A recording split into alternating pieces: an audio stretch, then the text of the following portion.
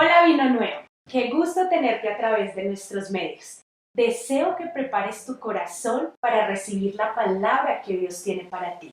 Bienvenido.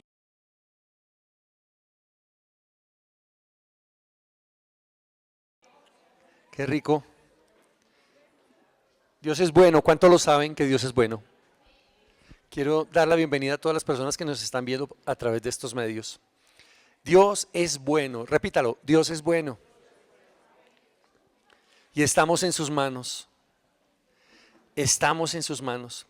Hoy quiero contarles una historia que relata la Biblia que me gusta muchísimo. Hace 8 días, recuerdan que hablamos sobre las murallas de Jericó, las 7 vueltas y lo que significaba espiritualmente, pero hoy esta historia me encanta porque de verdad que han sido esas historias que quedan grabadas en el corazón y ahí aprendemos cómo es que Dios obra, cómo Dios ama a su pueblo, cómo Dios ama a sus escogidos y cómo Dios pelea por sus escogidos y sigue peleando hoy por nosotros que somos sus escogidos.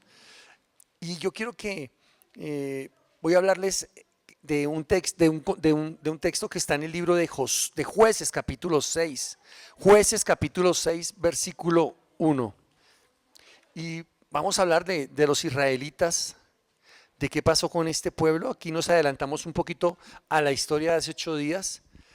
Aquí están los israelitas y los israelitas después de que muere Josué y mueren todos los ancianos de la época, ellos se apartan de Dios.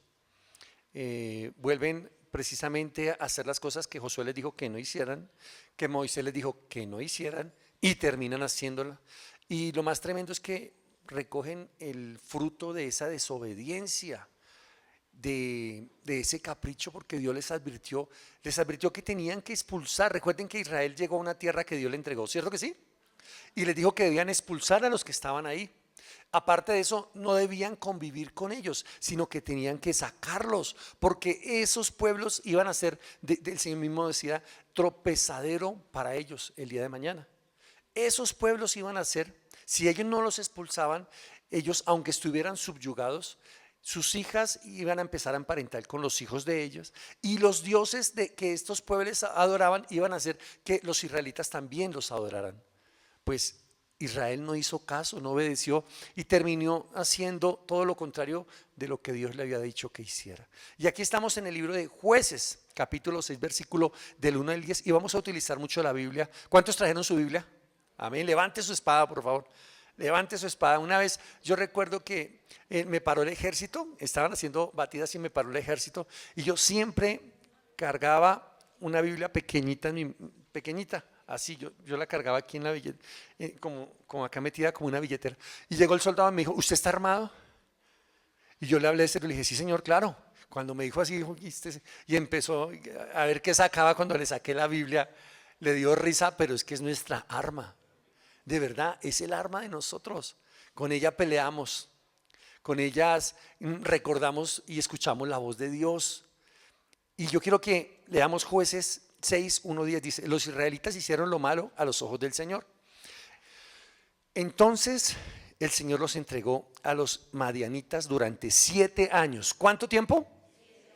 Los madianitas eran de esos pueblos que habían quedado en la tierra prometida, que habían quedado en la tierra que era de Israel, pero quedaron unos pocos. Mira que pasan los años y se cumple lo que Dios había dicho. Los madianitas empezaron a subyugarlos. Ahora miremos qué pasó. Versículo 2. ¿Me ayudan, por favor? Fuerte. ¿Eran qué? ¿Sí? ¿Siguen?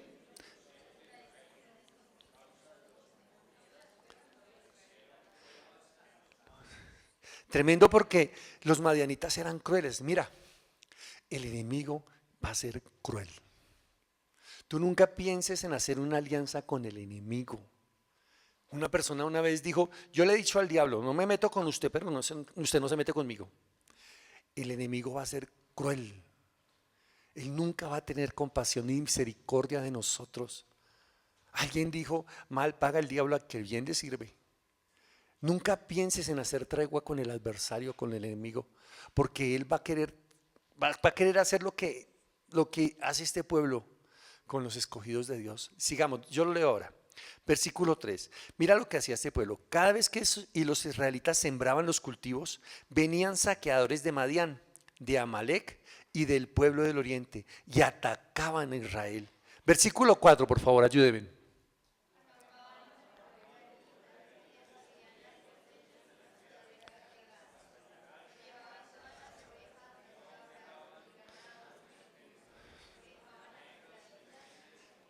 ¿Si ven lo que hace el enemigo?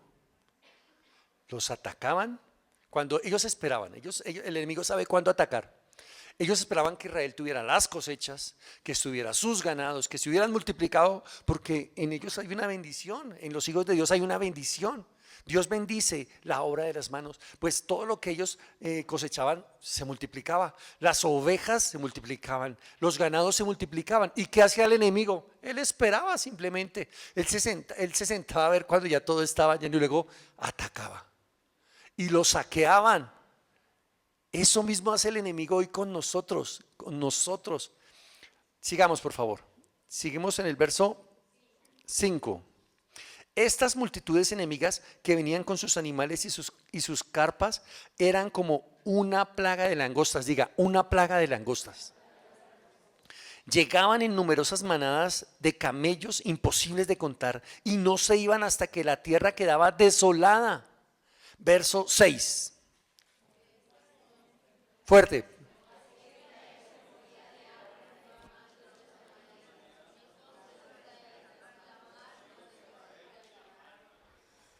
Me gusta eso último que pasa. Entonces los israelitas clamaron a Dios por ayuda. ¿Se acordaron de quién? De quien se habían olvidado años atrás. Tremendo, ¿no? Nada parecido con la realidad, ¿cierto que no? Nada que ver con nosotros. 7. Cuando clamaron al Señor a causa de Madián. 8.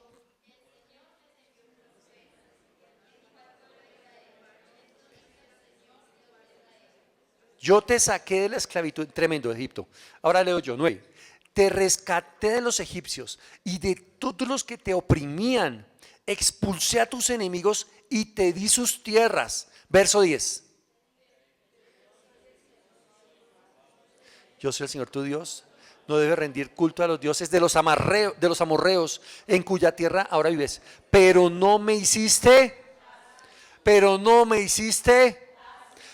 Tremendo, ¿no? O sea, ahí está su respuesta.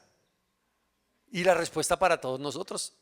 Porque muchas veces vienen circunstancias porque no hacemos, porque Dios ya nos ha advertido. ¿Dónde? En su palabra. Tremenda historia, ¿no? Ahora miremos cómo fue que Dios liberó a este pueblo. Versículo 11 y 16. Leo yo. Después el ángel del Señor vino y se sentó debajo del gran árbol de Ofra que permanecía en Joás del clan de Ebiezer. Y Gedeón, diga Gedeón, hijo de Joás, estaba trillando trigo en el fondo de un lugar para esconder el grano de los madianitas. 12. Entonces, fuerte.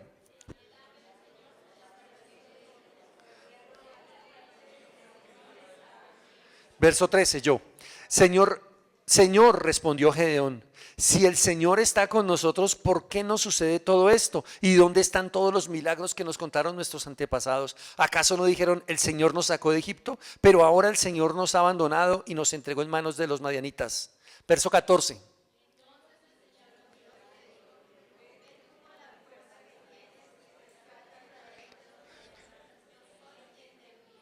Tremendo, ¿no? Verso 15.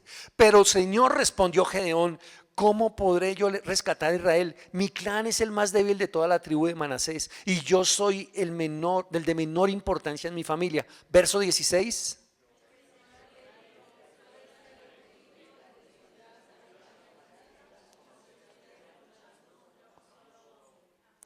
Tremenda historia.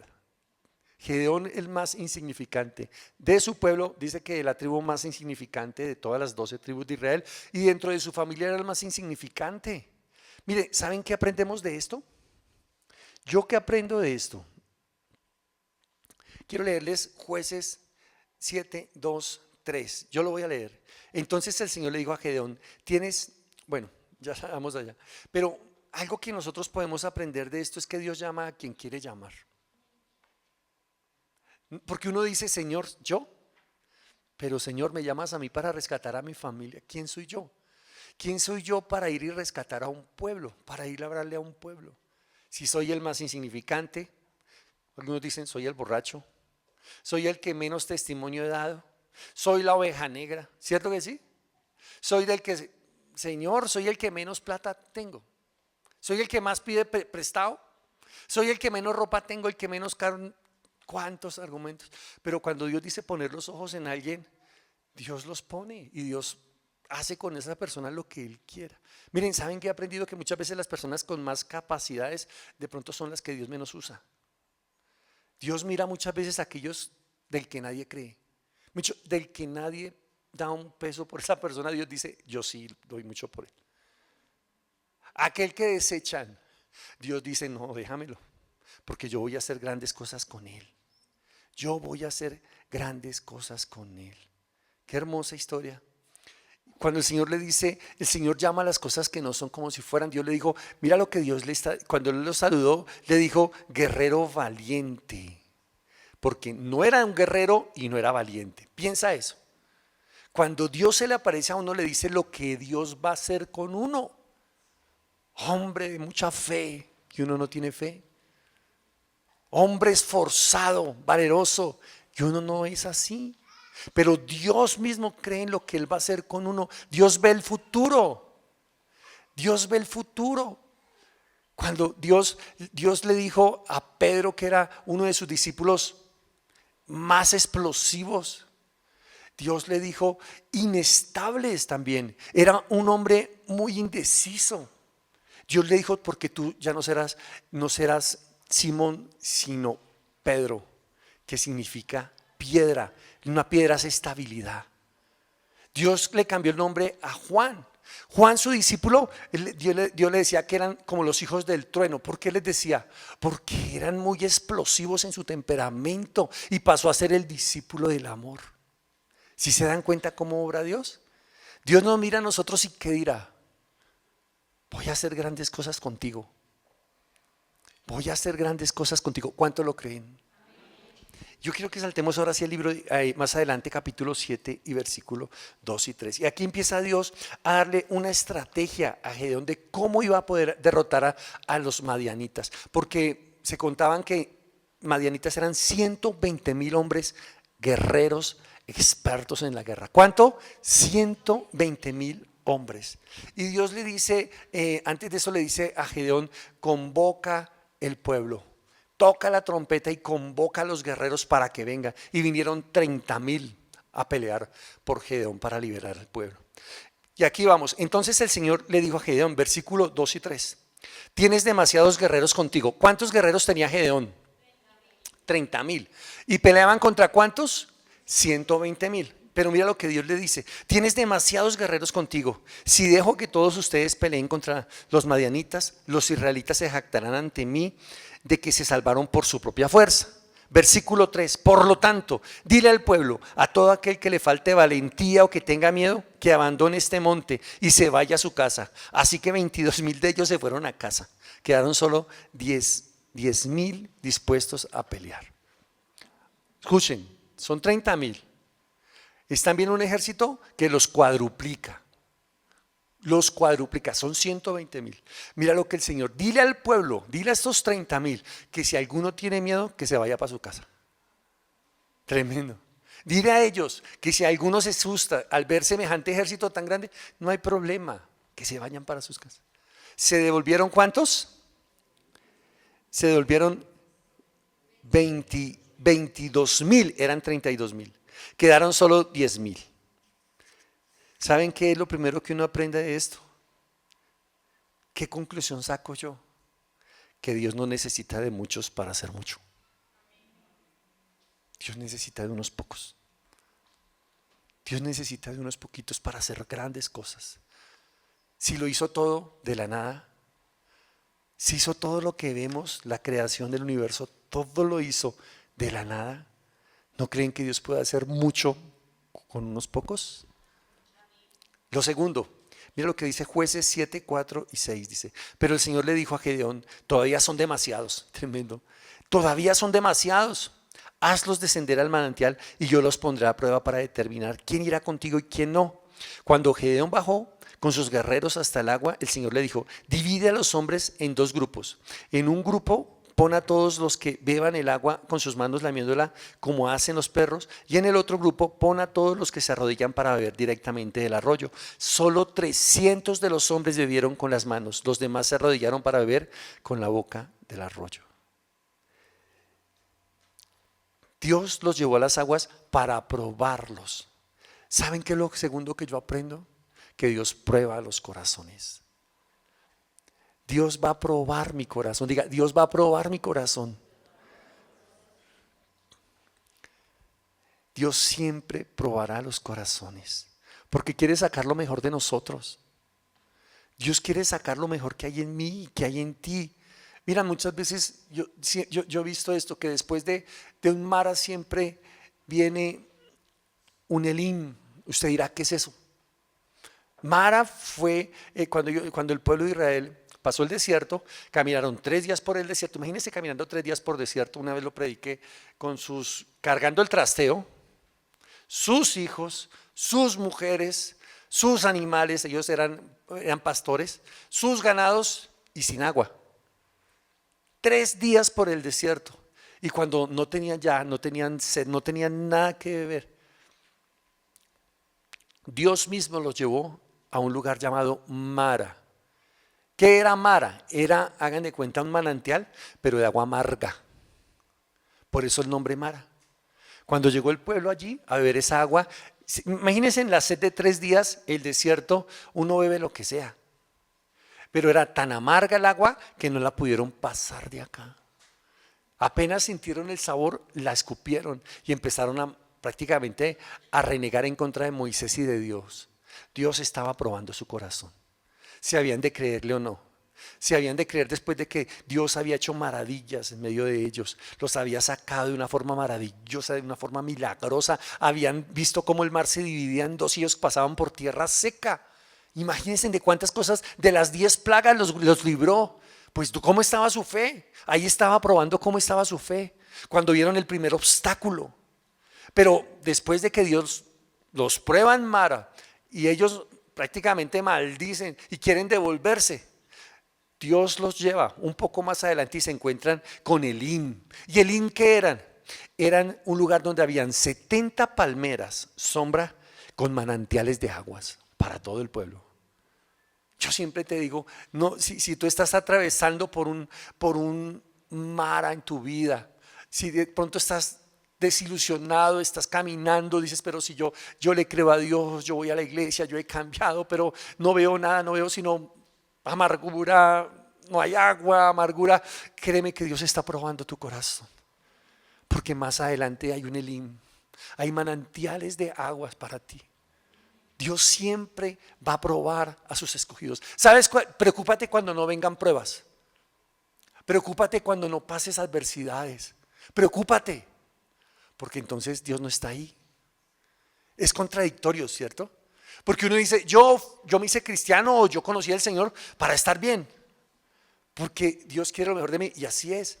Pero lo que pasa es que Dios es un alfarero que moldea el barro.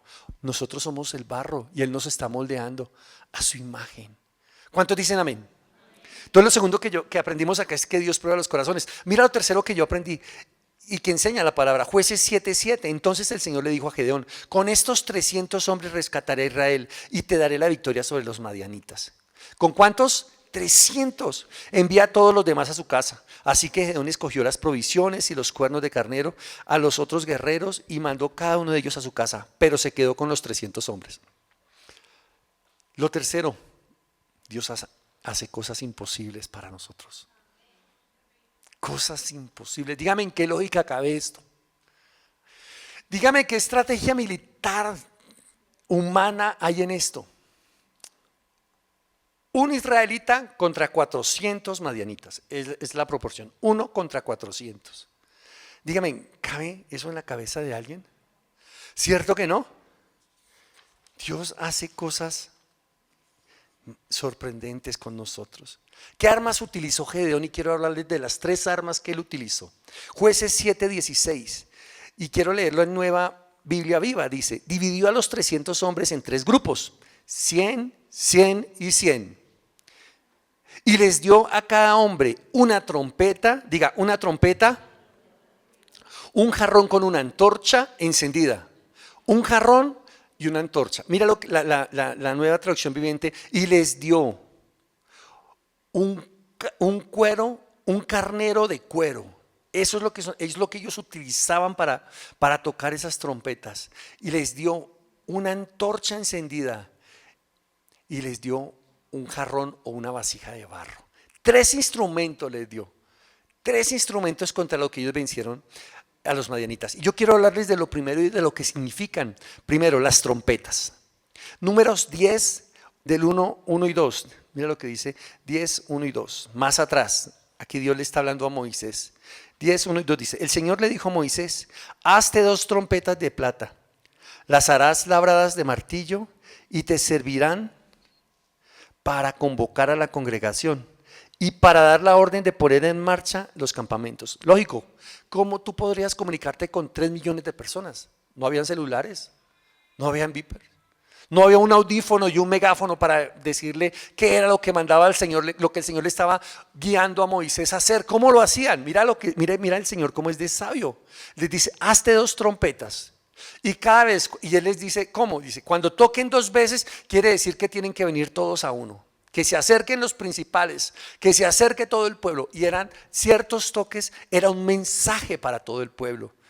Ciertos toques querían decirle algo al pueblo. Habían toques que eran: nos están atacando, prepárense para la guerra. Y los hombres ya sabían al escucharla, y lo que hacían era coger sus armas y salir a pelear. ¿No les parecen que es una estrategia muy tremenda?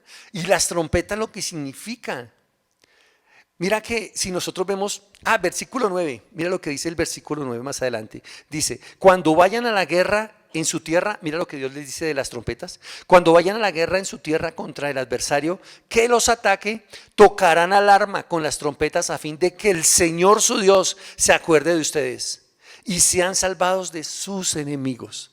O sea, era un momento en que tocaban y era decirle: Señor, acuérdate que somos tus hijos. Malo era: Señor, acuérdate, Dios, que tú nos vas a librar. Acuérdate que tú peleas por nosotros. Cada vez tocaban. Y el Señor el mismo como que dice: acuérdate. Y el Señor se levantaba solícito por su pueblo y por sus hijos.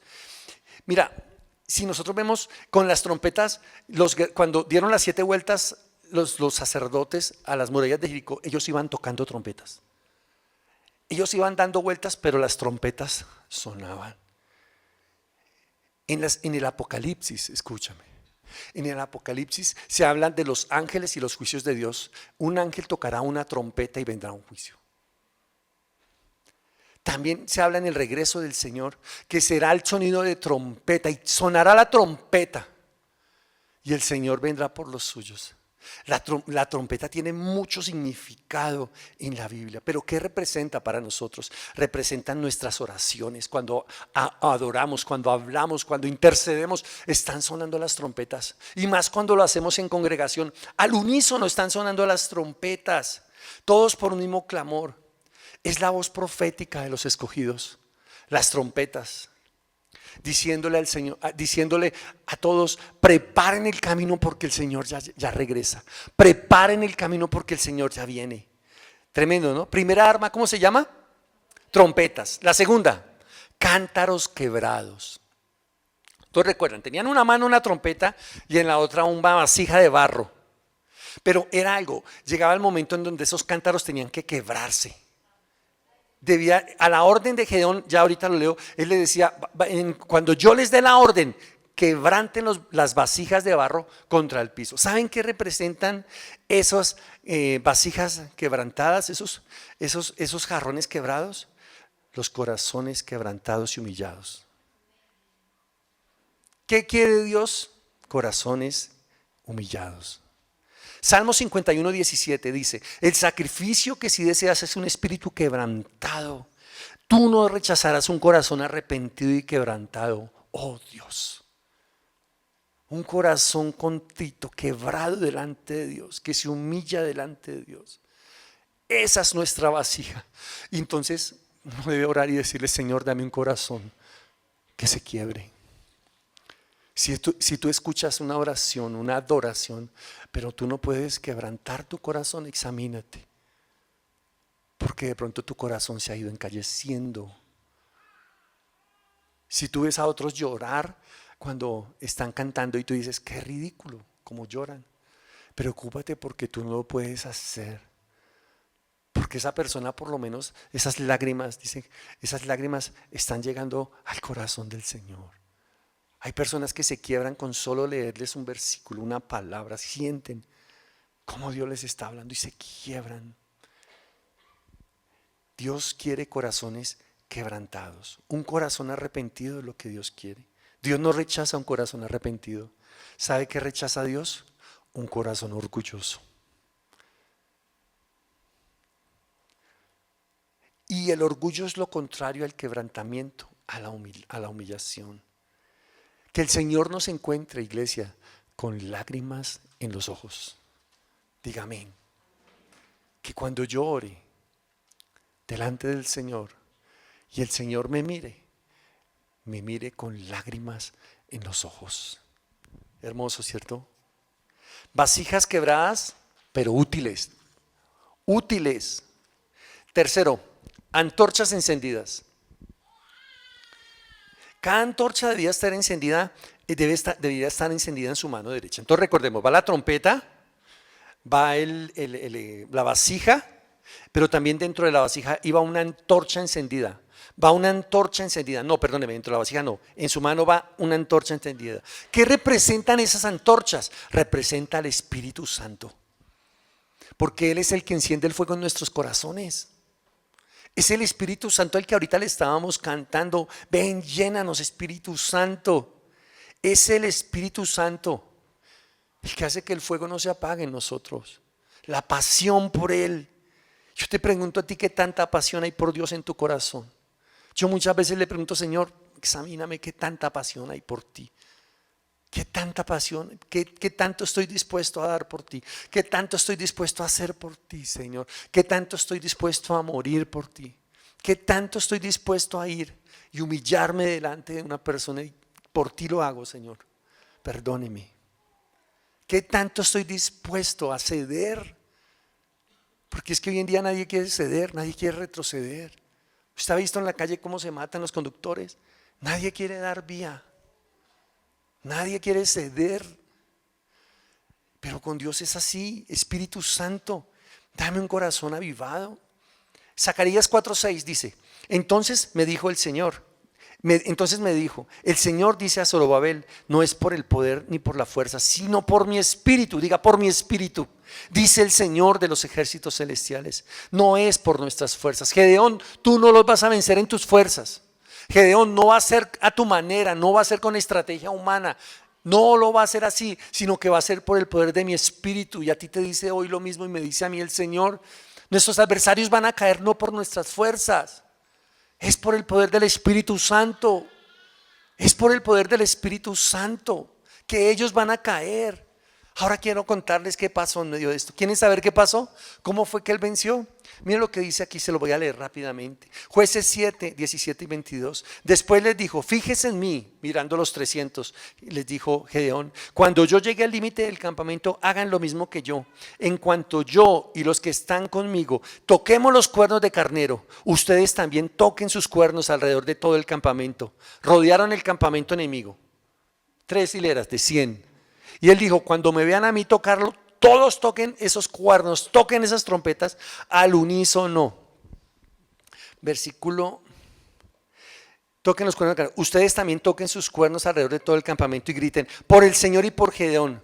Fue apenas pasada la medianoche, después del cambio de guardia, cuando Gedeón y los 100 hombres que iban con él llegaron al límite del campamento madianita. Estoy leyendo Jueces 7, 17 al 22. Entonces de un momento al otro tocaron los cuernos de carnero y rompieron las vasijas de barro.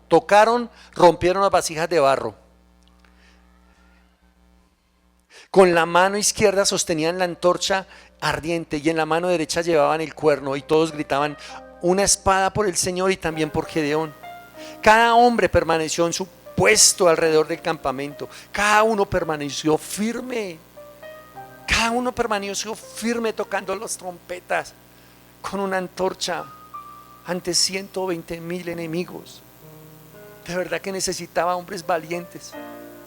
que le creyeran a Dios, que le creyeran a pesar de esa locura humana, que dijeran: Señor, estos 120,000 no importa, yo te hago caso, Dios. Yo cierro los ojos, toco la trompeta y tengo la antorcha y no sé qué vas a hacer. No hay una espada porque Dios les dijo que no llevaran espadas, no había nada. Pero ellos, esos valientes, se quedaron ahí sosteniendo esa antorcha mientras tocaban sus trompetas, y sabían en su corazón: Dios va a hacer algo, Dios va a hacer algo, Dios lo hará. Yo sé que sí, si yo estoy aquí es porque Dios va a hacer algo. Dios no necesita de muchos para hacer mucho. Dios necesita de unos pocos valientes. Dios necesita de unos pocos que le crean a Él, que crean que Él puede hacer grandes cosas con sus vidas, que Él puede usar de lo que otros desechan, que Él puede usar de aquellos en los que otros no creen, que Él puede usar a quien Él quiera, como Él quiera, cuando Él quiera y de la manera que Él quiera. Dios está buscando esos guerreros que le crean a Dios, que se pongan en pie, el enemigo en pie, frente, mirando al adversario, mirándolo. Es más numeroso, más grande, más poderoso que Él, pero Dios no está con ellos, está con Él, y Él lo sabe. Él está llamando a hombres que levanten su antorcha en medio de su familia, de su hogar, que levanten su antorcha y toquen la trompeta, levanten sus oraciones y le crean a Dios. Dios está llamando hombres y guerreros que le crean a Dios, que peleen por los suyos, porque Dios iba a liberar a todo Israel. Con 300 hombres Dios iba a liberar una nación. Con 300. Dios te está llamando a ti, iglesia, para que te levantes y le creas a Dios, para que empuñes una antorcha que es el Espíritu Santo de Dios, para que te llenes de Él cada día, para que lo busques, para que seas lleno del Espíritu Santo, lleno del Espíritu Santo. Levántate y sal de tu comodidad, levántate y créele a Dios que va a hacer grandes cosas contigo. Dios te llamó para liberar una nación, Dios te llamó para dar libertad a tu familia. ¿Cuántos años de esclavitud? 7 años siendo oprimidos por el enemigo. 7 años en las que trabajaban mucho, y cuando venían no podían disfrutarlo porque venían la langosta y se comía todo. No hemos vivido eso como nación. Colombia, escúchame, es rica en biodiversidad, es rica en minería. Somos ricos en mares. Las riquezas que hay en nuestros mares son incontables. Las riquezas que hay bajo nuestros pies son incontables. La fauna, somos el país con la mayor fábrica de agua natural, los páramos. ¿Qué? Mira el enemigo lo que nos ha hecho creer que somos pobres. Y tú dices: es que yo vivo en un país pobre. Olvídate, diablo mentiroso, tú no vives en un país pobre. Tú vives en un país bendecido, bendecido por la mano de Dios. Llevamos 400 años de opresión por el enemigo. No hemos visto la bendición como nación. Vivimos endeudados. Hay más desigualdad aquí que en ningún otro país, muy poquitos. La brecha es muy grande entre unos pocos ricos y unos muchos que no tienen, que pasan necesidad. Pero eso es espiritual. Ese es el tiempo en el que Dios está llamando a gedeones que se levanten y digan: no más opresión, no más que venga el diablo a quitarnos, a saquearnos. Gracias por haber escuchado nuestro mensaje. Si es la primera vez que te conectaste y la palabra penetró en tu corazón y quieres reconciliarte con el Señor o recibirlo en tu corazón, te voy a invitar que allí en el lugar donde te encuentras, cierre tus ojos y repite después de mí: Señor Jesús, te entrego mi corazón, te pido que vengas y habites como mi Señor, como mi Salvador. Hoy yo te pido que escribas mi nombre en el libro de la vida, porque quiero ser parte de ti y que tú seas parte de mí. Si repetiste esta oración, te digo, bienvenido a la familia de Dios y bienvenido a la familia de Vino Nuevo. Dios te bendiga, nos vemos pronto. Amada familia Vino Nuevo, sabemos que Dios nos ha llamado a extender su reino y con nuestra generosidad aportamos a que muchas familias puedan conocer el nombre que cambia vidas, Jesús. Para hacer tus donaciones puedes enviarlo al número de Nequi 304-559-6261 o escanear el código QR que aparece en pantalla. Tu semilla cambia vidas.